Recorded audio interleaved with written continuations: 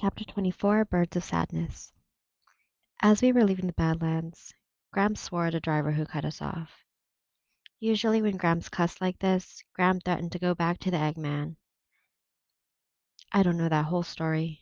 Just that one time when Gramps was cussing up a storm, Gram ran off with the man who regularly bought eggs from Gramps. Gramps stayed with the Eggman for 3 days and 3 nights until Gramps came to get her and promised he wouldn't swear anymore. I once asked Grandma if she would really go back to the Eggman if Gramps cussed too much. She said, "Don't tell your grandfather, but I don't mind a few hells and damns. Besides, that Eggman snored to beat the band."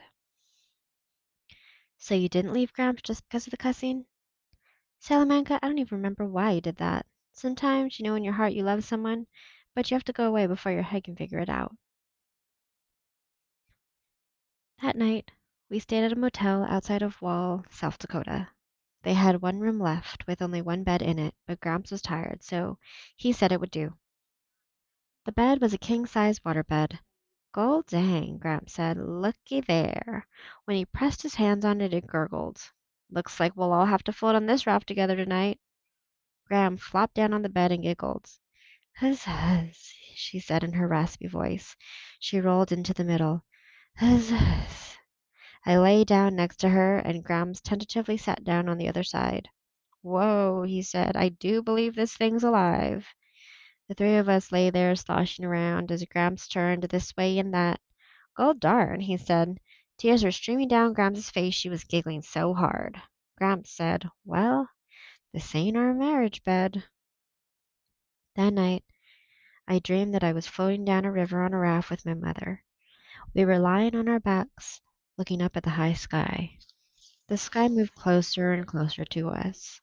There was a sudden popping sound, and then we were up in the sky. Mama looked all around and said, "We can't be dead. We were alive just a minute ago." In the morning, we set out for the Black Hills and Mount Rushmore, hoping to be there by lunchtime.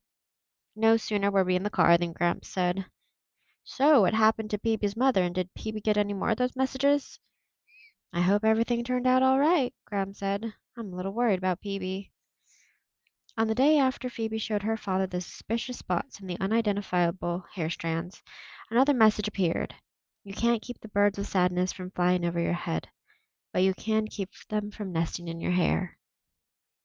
Phoebe brought the message to school to show me. "The lunatic again," she said.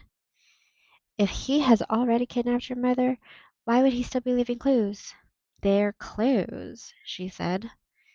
At school, people kept asking Phoebe about her mother's business trip to London. She tried to ignore them, but it wasn't always possible. She had to answer some of the time.